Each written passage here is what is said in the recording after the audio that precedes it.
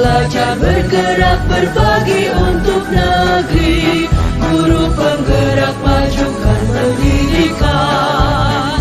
Guru penggerak menghamba pada murid, kreatif rancang pembelajaran. Hargai potensi, tingkatkan prestasi, lahirkan profil pelajar Pancasila.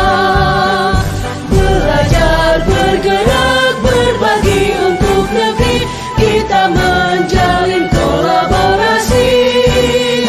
Belajar bergerak berbagi untuk negeri, demi bakti pada Ibu Pertiwi.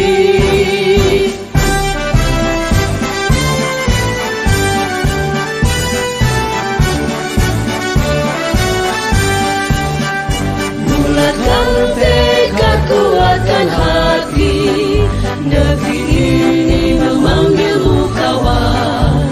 Belajar bergerak berbagi untuk negeri, guru penggerak majukan pendidikan. Guru penggerak menghamba pada murid, kreatif rancang pembelajaran. Hargai potensi, tingkatkan prestasi, lahirkan profil pelajar Pancasila. Belajar bergerak berbagi untuk negeri, kita menjalin kolaborasi. Belajar bergerak berbagi untuk negeri, demi bakti pada Ibu Pertiwi. Belajar bergerak berbagi untuk negeri, kita menjalin kolaborasi. Belajar bergerak berbagi untuk negeri, demi bakti pada Ibu Pertiwi. Demi bakti pada Ibu Pertiwi.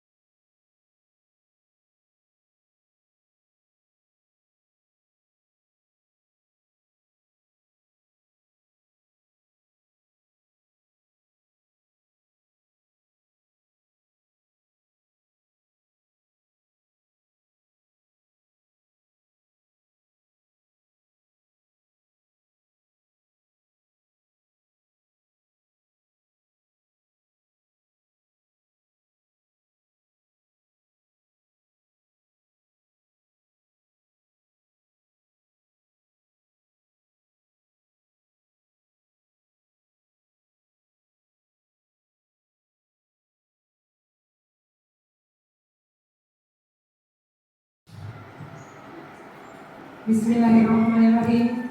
Assalamualaikum warahmatullahi wabarakatuh. Waalaikumsalam warahmatullahi wabarakatuh. Selamat siang dan salam sejahtera Bapak Ibu guru hebat. Yang terhormat Bapak Muhammad Arfan Mubarak SPD selaku Kepala Sekolah SDN 86 Lajoa. Yang saya hormati Bapak Ibu guru yang sempat hadir pada siang hari ini. Alhamdulillahirabbil alamin, wassalatu wassalamu ala asrafil anbiya'i wal mursalin wa ala alihi wa sahbihi ajma'in. Puji syukur kita panjatkan atas kehadirat Allah Subhanahu wa taala yang telah melimpahkan rahmat dan karunia-Nya kepada kita semua, sehingga pada hari ini kita semua dapat berkumpul dalam acara diseminasi budaya positif kegiatan calon guru penggerak angkatan 11 Kabupaten Sopeng. Salawat dan salam senantiasa kita curahkan kepada Nabi Muhammad SAW. Semoga kita termasuk umat yang mendapatkan syafaat di akhirat kelak. Amin, amin ya rabbal alamin. Bapak Ibu guru yang saya hormati, perkenankanlah saya menyampaikan susunan acara pada siang hari ini. Acara yang pertama adalah pembukaan, kedua menyanyikan lagu Indonesia Raya, 3 doa, 4 sambutan dari kepala sekolah, 5. Pemaparan materi. 6. Sesi diskusi atau tanya jawab. 7. Penutup. Untuk mengefisienkan waktu, mari kita memasuki acara pertama, yaitu pembukaan. Marilah kita membuka acara ini dengan membaca basmalah. Bismillahirrahmanirrahim. Kita melangkah ke acara kedua, yaitu menyanyikan lagu Indonesia Raya. Hadirin dimohon berdiri.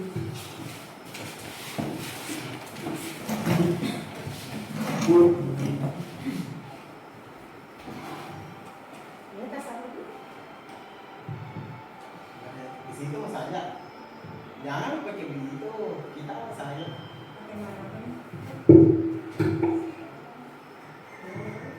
Hiduplah Indonesia Raya.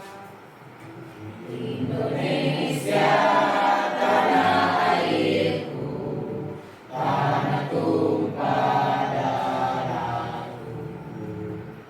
Di sanalah aku berdiri, jadi pandu ibuku. Indonesia kebangsaanku, bangsa dan tanah airku. Marilah kita berseru, Indonesia bersatu. Hiduplah tanahku, hiduplah negeriku, bangsaku, rakyatku semuanya. Bangunlah jiwanya, bangunlah badannya untuk Indonesia Raya. Indonesia Raya, merdeka, merdeka, tanahku, negeriku yang ku cinta. Indonesia Raya, merdeka, merdeka, hiduplah Indonesia Raya. Indonesia Raya, merdeka, merdeka, tanahku, negeriku yang ku cinta. Indonesia Raya, merdeka, merdeka, hiduplah Indonesia Raya. Hadirin dimohon duduk kembali.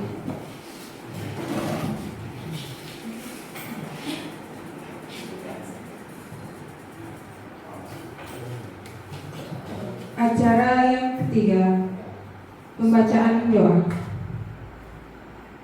Marilah kita bersama-sama menundukkan kepala, bermunajat kepada Allah. Semoga kegiatan pada hari ini bernilai pahala dan bernilai ibadah dan mendapatkan pahala di sisi Allah. Doa dimulai.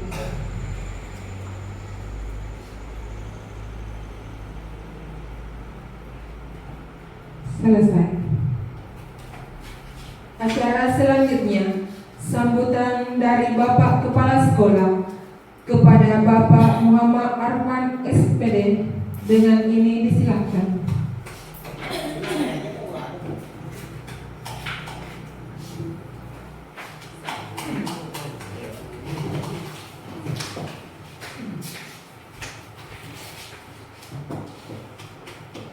Bismillahirrahmanirrahim. Yang saya hormati dan saya banggakan Ibu Asmiati dalam guru penggerak angkatan 11 dari SDN 862.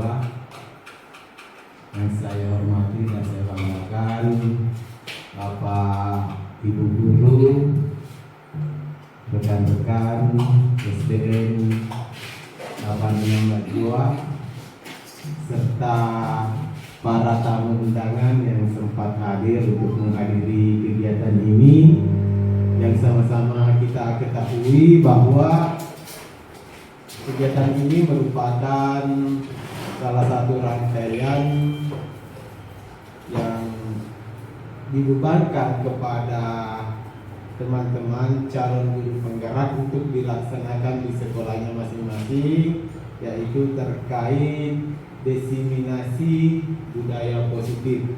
Ini pada tugas di modul berapa itu? 1.4. Jadi merupakan langkah awal dalam melaksanakan kegiatannya. Mudah-mudahan nanti bisa terselesaikan dengan baik. Ucapan terima kasih saya kepada rekan-rekan yang masih ingin bersama kita di ruangan ini guna membantu rekan kita dalam menyelesaikan tugasnya. Alhamdulillahirrahmanirrahim. Semoga berkah buat kita semua, utamanya kepada calon guru penggerak kita yang insya Allah pada ujungnya nanti akan menjadi guru penggerak. Satu titipan saya bahwa tidak mudah bagi kita untuk menyelesaikan tugas ini, dan terlebih ketika selesai akan sangat tidak mudah ketika kita sudah memegang titel atau gelar guru penggerak. Karena teman-teman semua ketahui bahwa dari namanya saja ya, itu sudah sangat keren bagi saya, karena ada konotasi penggerak. Penggerak itu dikonotasikan mampu menginspirasi semua yang ada di sekitar kita untuk berjalan bersama menyelesaikan ide-ide positif dan keinginan yang kita inginkan. Jadi nanti bisa dikatakan sebagai penggerak apabila teman-teman ini, dari saya secara pribadi, mampu menggerakkan semua stakeholder yang ada di lingkungan kita. Lingkungan minimal kita adalah sekolah. Jadi ketika teman-teman punya ide, mampu menggerakkan semua stakeholder yang ada di sekolah untuk melaksanakan ide tersebut dan menyukseskannya. Itu karena ada banyak dinamika-dinamika yang akan terjadi ketika kita akan menggerakkan komunitas. Kecilnya saja di sekolah, ya, tentu teman-teman paham sendiri. Itu yang sempat saya sampaikan sebagai pembuka. Silahkan dilanjut untuk memaparkan materi terkait budaya-budaya positif yang mungkin bisa kita praktekkan atau yang pernah kita praktekkan nanti di sekolah. Sekian dari saya akhiri dengan ucapan terima kasih. Alhamdulillahirrahmanirrahim. Assalamualaikum warahmatullahi wabarakatuh. Terima kasih Pak atas sambutannya. Semoga saran dan doanya bisa kami terapkan nanti. Semoga kami bisa menjadi guru penggerak yang bisa menggerakkan komunitas di sekolah ini. Kita pindah ke acara selanjutnya, yaitu pemaparan materi tentang berbagi pemahaman dan pengalaman mengenai penerapan konsep-konsep inti budaya positif oleh Ibu Hasniati SPD, calon guru penggerak angkatan 11 dari SDN 86 Lajoa. Dengan hormat disilakan.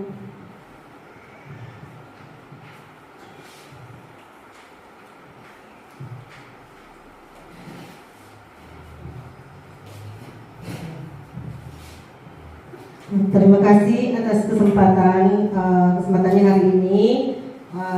Terlebih dulu saya berterima kasih kepada Bapak Kepala Sekolah Muhammad Arfan Mubarak atas kesediaannya serta teman-teman guru yang sudah siap meluangkan waktunya untuk berpartisipasi di kegiatan calon guru penggerak ini, yaitu diseminasi budaya positif. Semoga kegiatan ini berjalan lancar dan ucapan terima kasih kepada semuanya. Semoga bernilai ibadah dan berkah. Untuk kegiatan hari ini, baiklah saya akan memaparkan materi diseminasi budaya positif, yaitu berbagi pemahaman dan pengalaman mengenai penerapan konsep-konsep inti budaya positif. Adapun di modul 1 yang kami sudah pelajari di CGP, yaitu yang pertama modul 1.1 refleksi filosofis pendidikan nasional Ki Hajar Dewantara.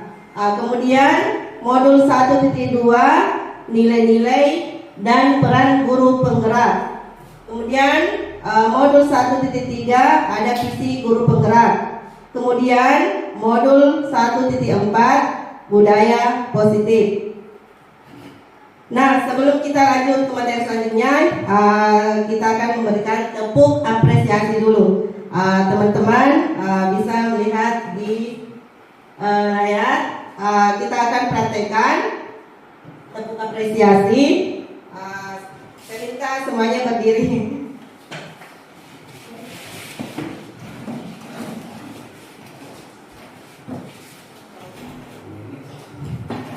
Kami guru hebat SDN 86 Lajoa. Siapa kita? Guru hebat, cerdas, berkarakter, integritas, kolaboratif, kreatif, inovatif, sensasional. Ya, terima kasih Bapak Ibu. Silakan duduk kembali. Saya perkenalkan, mungkin tidak asing, nama saya Hasniati SPDI, CGP Angkatan 11, SDN 86 Lajoa, Kecamatan Liriaja, Kabupaten Sopeng, Sulawesi Selatan.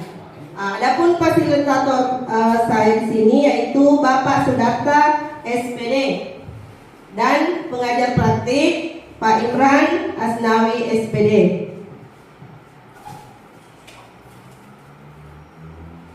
Kita lanjut lagi speaking. Saya minta kembali untuk berdiri teman-teman supaya kita tidak mengantuk. Ya.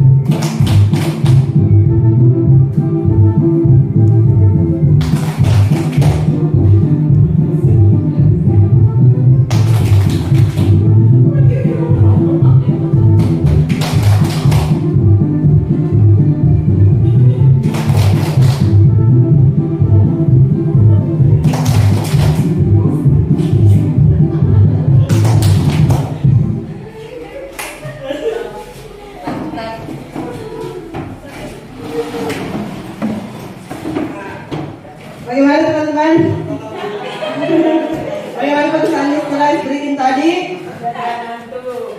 Ya, jadi ice cream tadi sebagai penutup ya.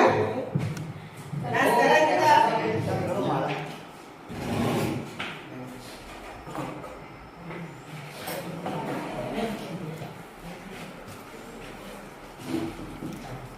jadi kita lanjut materi selanjutnya itu saya akan membahas di sini tujuan pendidikan. Nah, menurut Ki Hajar Dewantara, tujuan pendidikan adalah menuntun segala kodrat yang ada pada anak-anak agar mereka dapat mencapai keselamatan dan kebahagiaan yang setinggi-tingginya, baik sebagai manusia maupun sebagai anggota masyarakat.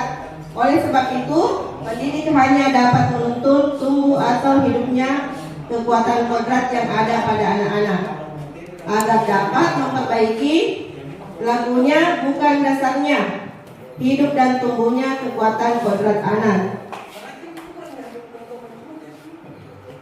Kemudian makna budaya positif. Budaya positif adalah suatu kebiasaan yang bernilai positif. Di dalamnya mengandung sejumlah kegiatan yang mampu menumbuhkan karakter murid sesuai dengan profil pelajar Pancasila. Nah, budaya positif ini perlu dibangun dalam suatu kelas atau sekolah. Nah, kita lihat konsep-konsep inti modul budaya positif ada 7 di sini ya. Yang pertama, perubahan paradigma belajar. Kemudian yang kedua, disiplin positif dan nilai-nilai kebajikan universal. Kemudian yang ketiga, kebutuhan dasar manusia. Yang keempat, motivasi perilaku manusia. Yang kelima, posisi kontrol. 6, keyakinan kelas. Dan yang ketujuh adalah segitiga restitusi. Nah, kita lihat yang pertama tadi, perubahan paradigma belajar. Nah, kita lihat arti dari paradigma, yaitu kerangka berpikir. Paradigma adalah model utama, pola atau metode untuk meraih beberapa jenis tujuan. Kita lihat paradigma lama dan paradigma baru. Paradigma lama, guru aktif memindahkan berbagai konsep dan prinsip ilmu pengetahuan ke pikiran siswa. Kemudian murid menerima pengetahuan secara pasif dan berusaha menghafalkan guru. Kemudian yang kedua, murid dimampukan membangun pengetahuan berbasis pengalaman dan pengetahuan yang dimilikinya. Kemudian yang ketiga, lebih menekankan peranan murid dalam proses pembelajaran. Yang keempat, pembelajaran lebih bervariasi dan murid diberi kesempatan berkolaborasi dan mempresentasikan hasil kerja. Yang kelima, lebih menekankan motivasi belajar secara internal. Lanjut. Di sini pembelajaran yang berorientasi pada pernyataan kompetensi dan pengembangan karakter yang sesuai dengan nilai-nilai Pancasila. Pembelajaran paradigma baru memastikan praktik pembelajaran yang berpusat pada murid, yang mana setiap murid belajar sesuai dengan kebutuhan dan tahap perkembangannya untuk mewujudkan profil pelajar Pancasila. Kemudian melalui pembelajaran berdiferensiasi, setiap murid difasilitasi untuk mengembangkan potensi terbaiknya. Pembelajaran berdiferensiasi adalah pembelajaran yang memberi keleluasaan pada murid untuk meningkatkan potensi dirinya sesuai dengan kesiapan belajar, minat dan profil belajar murid tersebut agar tercipta pelajar Pancasila. Nah, kita lihat di sini profil pelajar Pancasila terbagi 6. Pasti rekan-rekan guru sudah menerapkan di kelas ya. Ada yang tahu lagunya di sini? Profil pelajar Pancasila. Ya, kita nyanyi sama-sama ya. 1, 2, 3. Pelajar Pancasila beriman dan bertakwa pada Tuhan Yang esa dan berakhlak mulia, berkebinekaan global, gotong royong mandiri, kreatif dan bernalar kritis. Ya, terima kasih.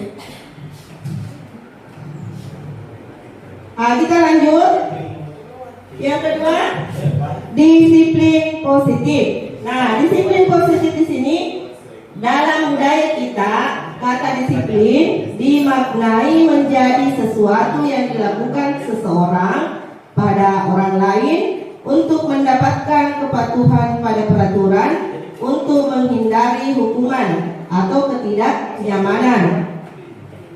Kemudian, sebagai pendidik, tujuan kita adalah menciptakan anak-anak yang memiliki disiplin diri sehingga mereka bisa berperilaku dengan mengacu pada nilai-nilai kebajikan universal atau sifat positif manusia yang merupakan tujuan mulai yang ingin dicapai setiap individu dan memiliki motivasi intrinsik, bukan ekstrinsik.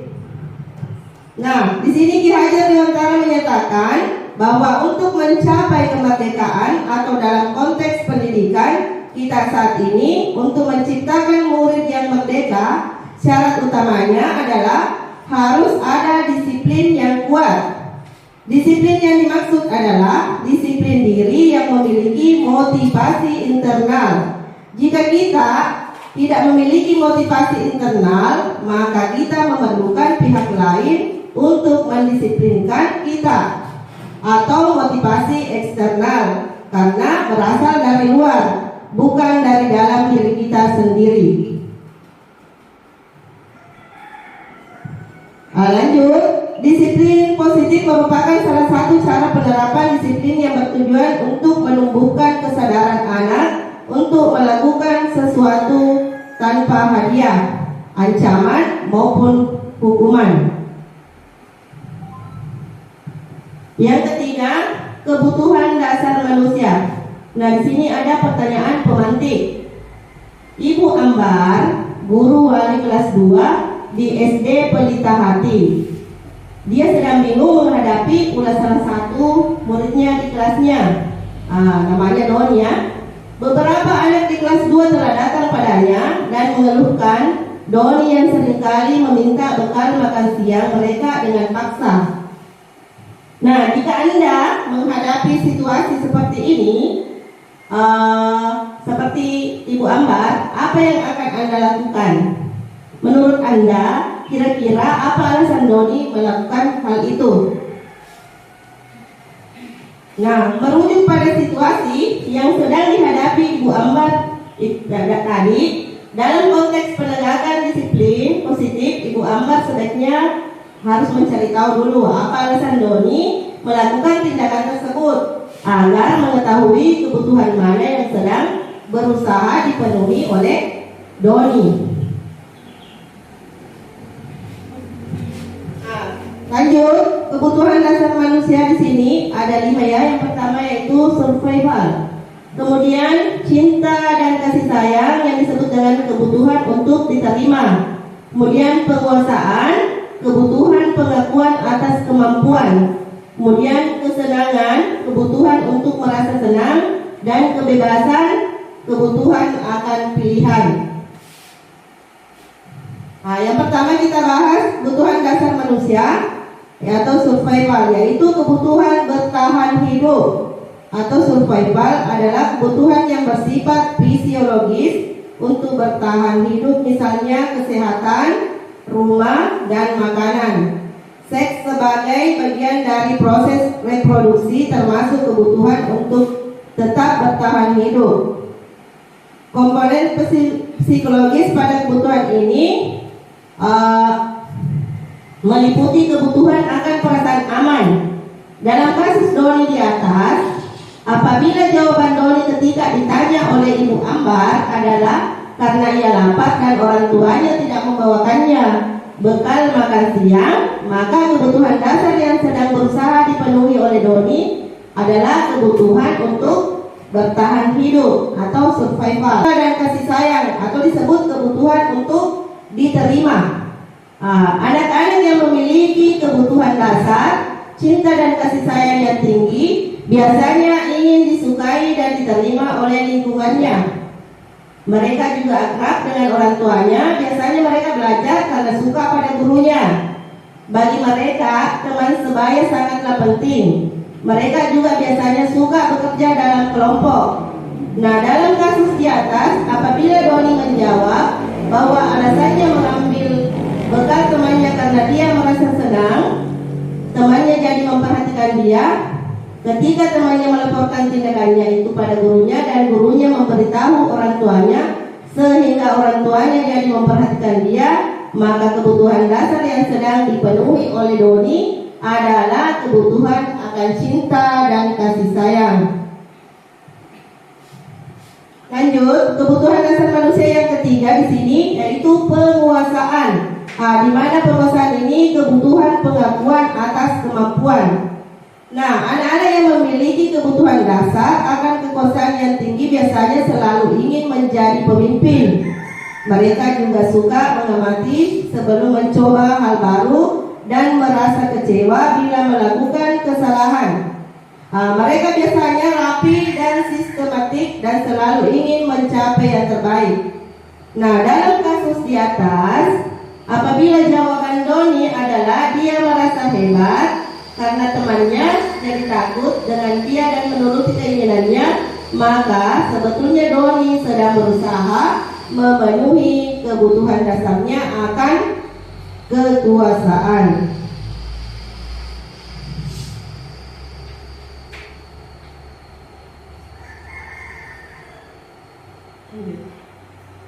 Kemudian yang kelima, kesenangan atau kebutuhan untuk merasa senang. Nah, anak-anak di sini dengan kebutuhan dasar kesenangan yang tinggi biasanya ingin menikmati apa yang dilakukan mereka. Mereka juga konsentrasi tinggi saat mengerjakan hal yang disenangi. Mereka suka permainan dan suka mengoleksi barang, suka bergurau, suka melucu dan juga menggemaskan, bahkan saat bertingkah laku buruk. Dalam kasus di atas, bila Doni menjawab bahwa ia melakukannya karena iseng saja dan ia menikmati ekspresi wajah teman-temannya yang kesal karena diambil makanannya dan menurut dia ekspresi teman-temannya itu lucu, maka berarti Doni sedang berusaha memenuhi kebutuhannya akan kesenangan. Lanjut ya, motivasi perilaku manusia. Nah, motivasi perilaku manusia ada dua jenis. Yang pertama motivasi ekstrinsik, yaitu motivasi dari luar, dan yang kedua motivasi intrinsik atau motivasi dari dalam diri. Nah, konsep disiplin dengan identitas gagal. Konsep disiplin ada dua, yaitu hukuman atau penghargaan. Nah, di sini konsep disiplin dengan identitas gagal, apabila kita memberikan hukuman, maka anak-anak itu akan menyakitkan. Kedua, tidak nyaman. Yang ketiga, memaksa. Kemudian yang keempat, murid jadi takut. Yang kelima, murid menyembunyikan kesalahan. Dan yang keenam, murid menjadi rendah diri. Itu kalau kita memberi hukuman. Sedangkan kalau kita memberikan penghargaan atau hadiah, maka dampaknya yang pertama itu akan tidak efektif. Kemudian yang kedua, merusak hubungan atau sifat iri, cemburu. Kemudian yang ketiga, mematikan kreativitas. Kemudian yang keempat, menghukum dengan sistem ranking. Kemudian yang kelima, merampas hak menghargai dirinya. Sedangkan konsep disiplin dengan identitas sukses di sini ada dua. Yang pertama konsekuensi dan yang kedua restitusi. Di mana konsekuensi ini? Yang pertama penguatan jangka pendek, kemudian perlu memonitoring berkelanjutan. Yang ketiga stimulus atau respon. Yang keempat murid menghormati peraturan. Dan yang kelima kehilangan waktu. Yang keempat murid menghormati peraturan. Dan yang kelima, kehilangan waktu untuk merenungi kesalahan. Kemudian restitusi. Nah, restitusi di sini murid akan bertanggung jawab atas perilakunya. Kemudian fokus pada pemecahan masalah jangka panjang. Yang ketiga, murid menghormati dirinya dan orang lain. Yang keempat, teori kontrol atau dirinya memegang kontrol. Yang kelima, murid bersemangat memperbaiki kesalahan. Nah, konsep disiplin dengan pendekatan restitusi adalah sebuah cara menanamkan disiplin pada murid. Apa itu restitusi? Ya, restitusi adalah proses menciptakan kondisi bagi murid untuk memperbaiki kesalahan mereka sehingga mereka bisa kembali pada kelompok mereka dengan karakter yang lebih kuat.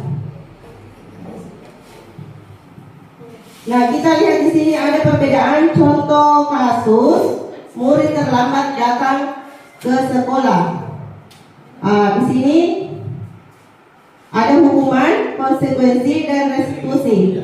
Nah, apabila kita dalam kasus murid terlambat datang ke sekolah, kita memberikan hukuman. Di sini murid disuruh berdiri di depan kelas selama 15 menit.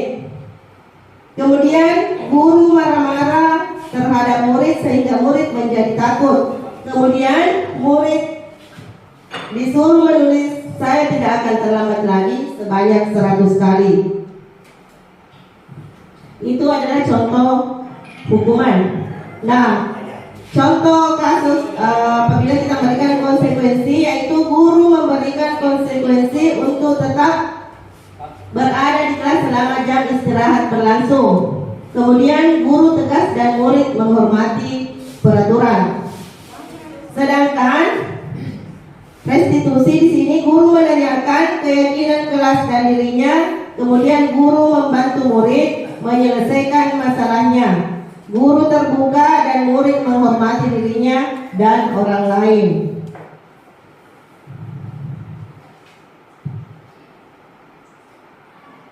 Nah, kita lihat video berikut.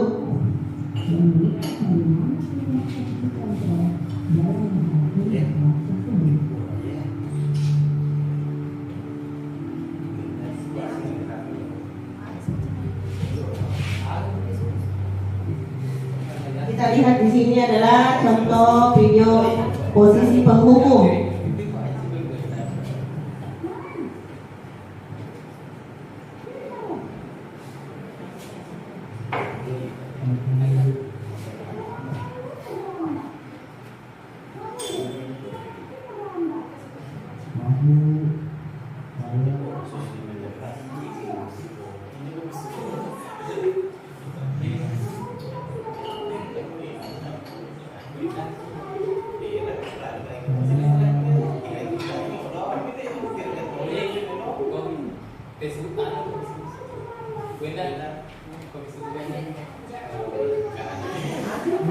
Iya, karena gantung.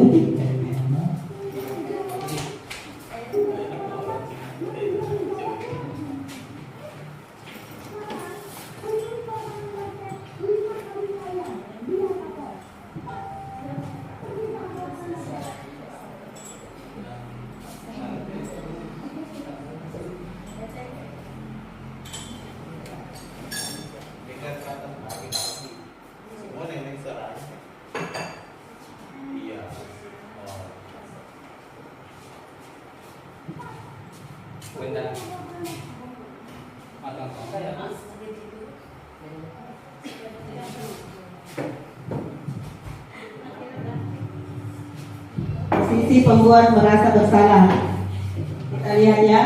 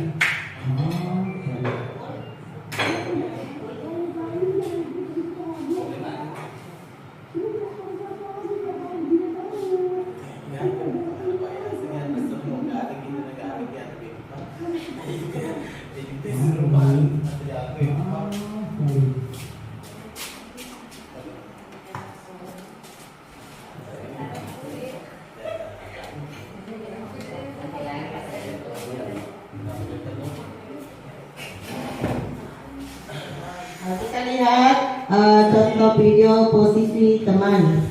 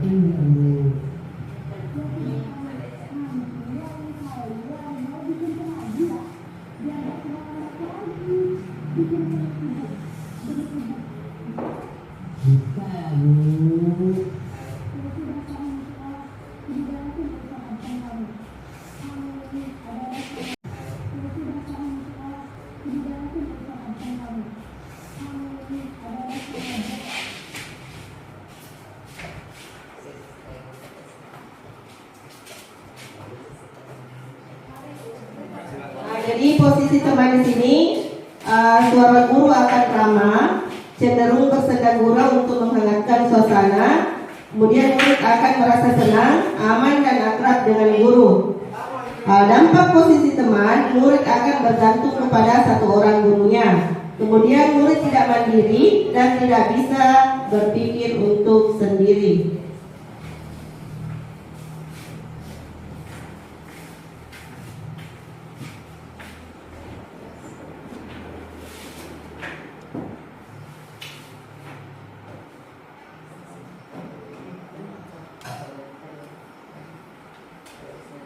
Kemudian posisi manajer.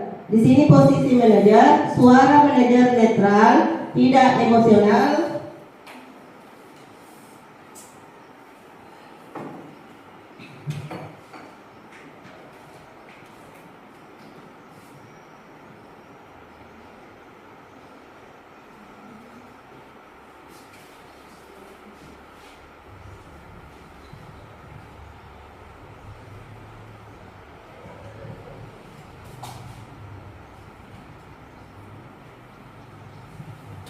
Tidak terlalu ramah dan tidak bernada tinggi.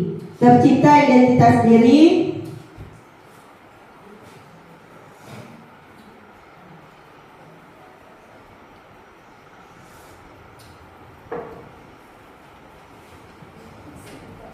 Guru akan dengan tulus mengajukan pertanyaan-pertanyaan bermakna agar membuka pikiran murid.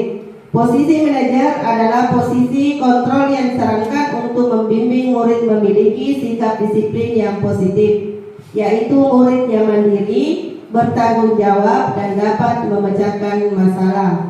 Tujuan dari posisi ini adalah agar murid dapat berefleksi atas tindakannya, sehingga membuat murid dapat belajar dari kesalahannya dan mencari sebuah solusi untuk menyelesaikannya. Dampaknya murid mandiri dan percaya diri dan dapat memecahkan masalah.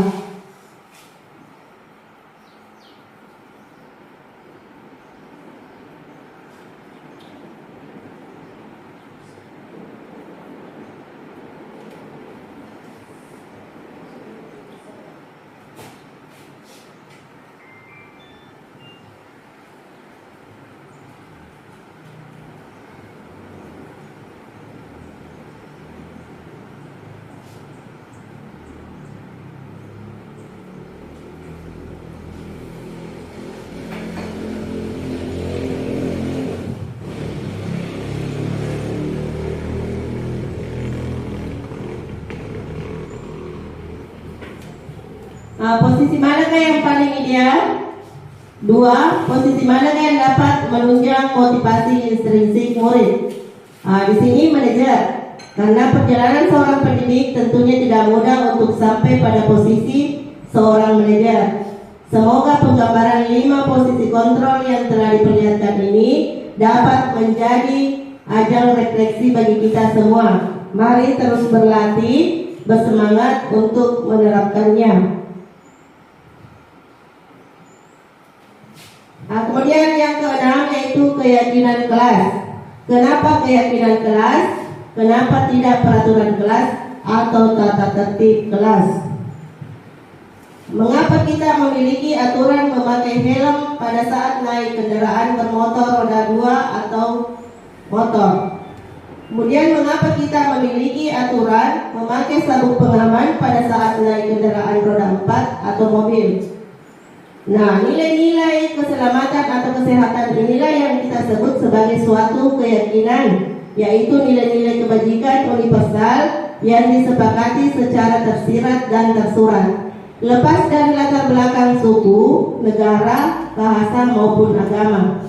Nilai-nilai kebajikan menekankan pada keyakinan seseorang akan lebih memotivasi seseorang dari dalam. Seseorang akan lebih tergerak dan bersemangat untuk menjalankan keyakinannya daripada hanya sekedar mengikuti serangkaian peraturan tertulis yang diberikan.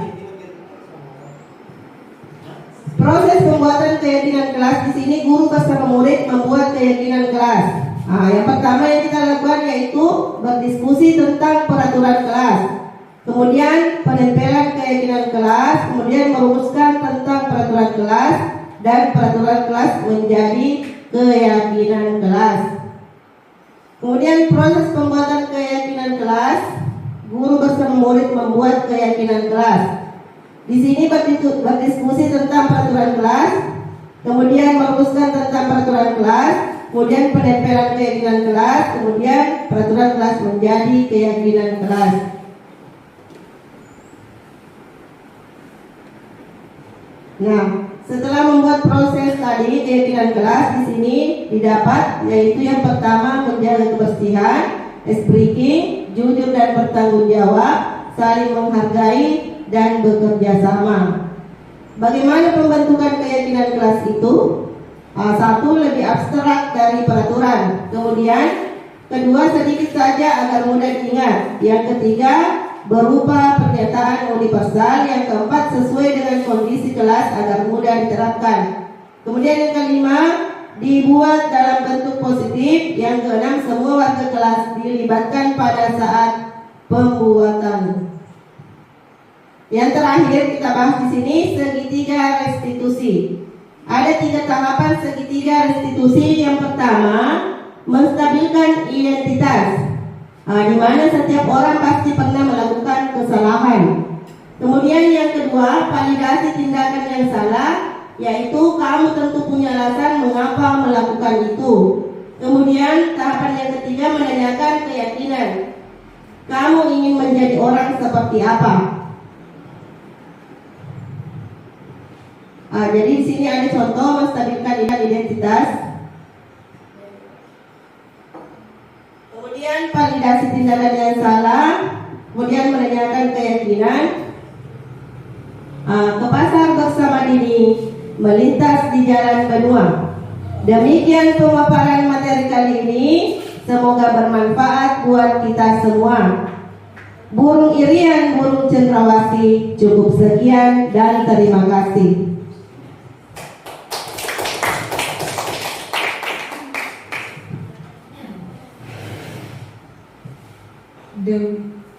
Demikian pemaparan materi dari calon guru penggerak kita Ibu Hasniati SPDI.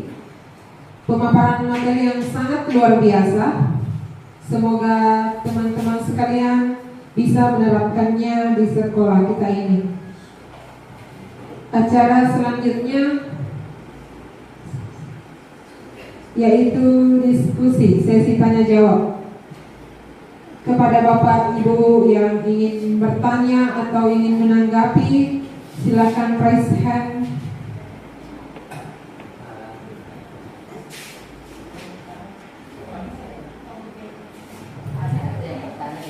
Iya, silakan.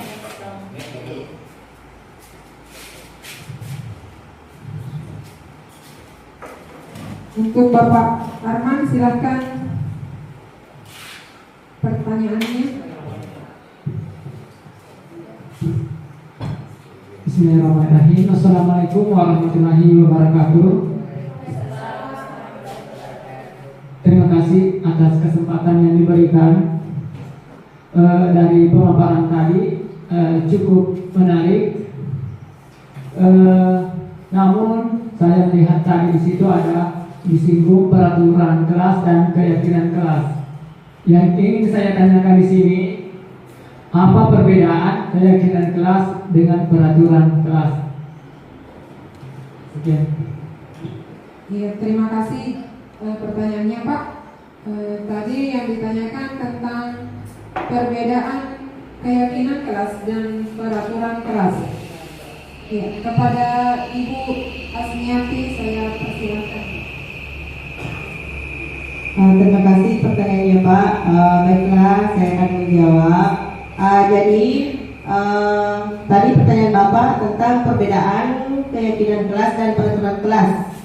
Ya, kalau perbedaannya di sini peraturan kelas itu biasanya dibuat oleh guru tanpa melibatkan siswa.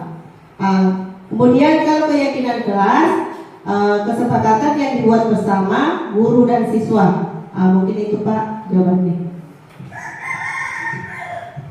Bagaimana Pak Arman dengan jawaban dari Ibu Hasmiati? Iya, jawabannya sudah jelas karena kita ketahui di sini sama-sama peraturan, namun keyakinan kelas itu disepakati bersama ya. Terima kasih.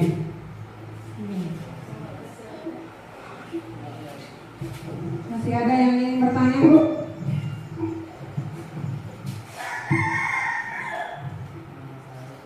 Terima kasih atas kesempatan yang diberikan.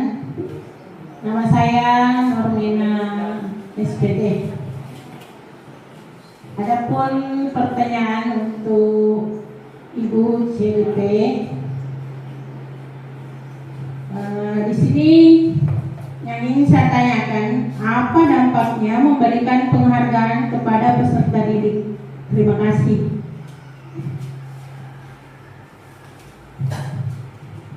Ya, terima kasih atas pertanyaannya Bu. Yang ditanyakan tadi dampak memberikan penghargaan kepada siswa. Nah, silakan Ibu. Baik, saya akan coba menjawab di sini. Apa dampaknya memberikan penghargaan kepada peserta didik? Nah, di sini dampaknya ada dampak positif dan ada dampak negatifnya. Di mana dampak positifnya ini apabila kita memberikan penghargaan kepada peserta didik, itu akan meningkatkan motivasi untuk terus berprestasi. Kemudian meningkatkan kepercayaan diri serta mengurangi rasa malas.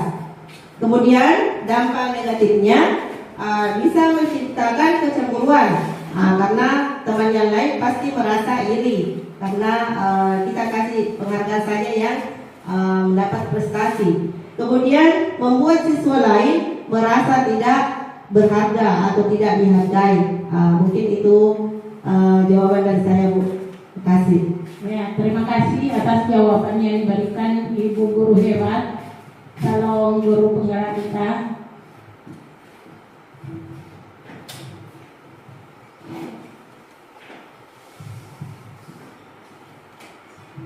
Bagaimana Pak, Bapak, Ibu? Masih ada yang ingin menanggapi?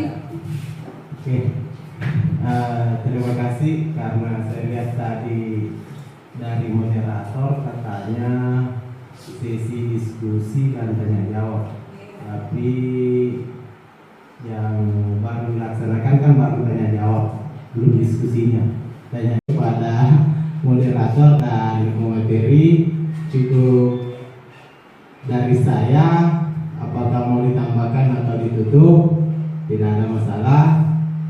Saya akhiri diskusi saya dengan teman-teman. Terima kasih. Assalamualaikum warahmatullahi wabarakatuh.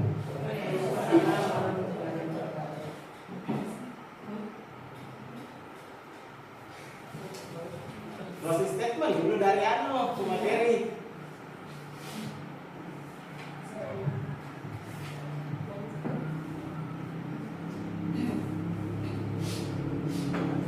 Baiklah, jadi seru juga tadi ya sesi diskusi dan tanya jawabnya.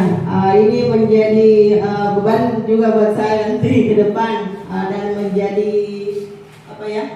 Menjadi tugas selanjutnya. Terima kasih Bapak Paspol tadi atas pertanyaannya dan kami sudah menjawab. Ada beberapa teman juga tentang segitiga restitusi. Jadi baiklah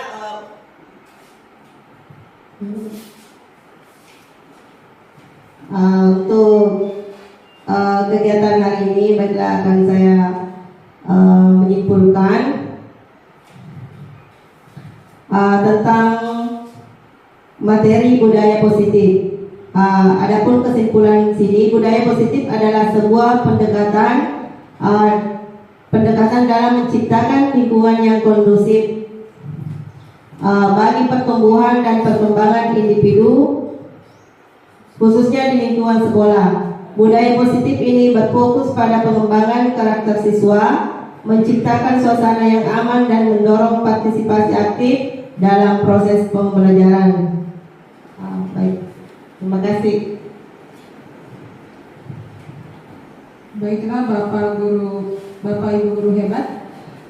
Dengan berakhirnya acara diskusi maka selesai pula rangkaian kegiatan diseminasi budaya positif pada hari ini. Marilah kita bersama-sama menutup acara ini dengan mengucapkan hamdalah. Alhamdulillahirabbil alamin. Terima kasih banyak atas partisipasinya. Mohon maaf atas segala kekurangan. Wallahu muwaffiq ila aqwamit thariq. Assalamualaikum warahmatullahi wabarakatuh.